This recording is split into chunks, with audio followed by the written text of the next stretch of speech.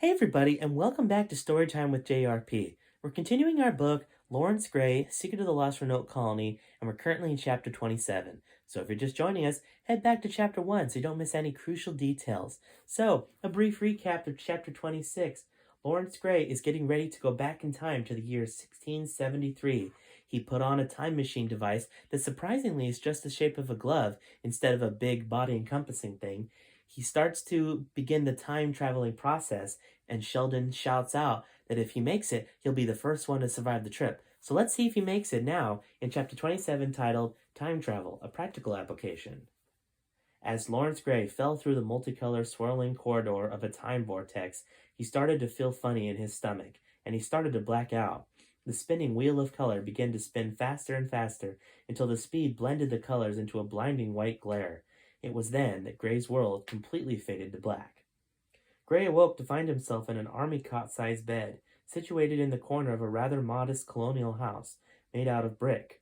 The room he was in was only inches taller than Grey's 6'1" height. In the opposite corner of the room, there was a wooden rocking chair. In another corner, a wooden dresser stood, with a mirror on top of it. In the final corner of the room was a window, and under it, and in the bottom corner, lay a violin. Just as Laurence was about to step out of the bed, an old man walked in. He was slightly heavyset, wearing breeches that had suspenders on them, connecting to his shoulders. With the long gray hair adding to the effect, he was a spitting image of Benjamin Franklin. However, Grey knew it was not Ben, since Ben was not even alive yet. "How are you feeling this morning, young man?" Grey, still having a hard time believing he was the first time travel in history, hesitated in his response. Much better, sir, thank you. Where did you find me? "Well, you were spread out in the middle of my cornfield. You were not hard to miss," replied the man.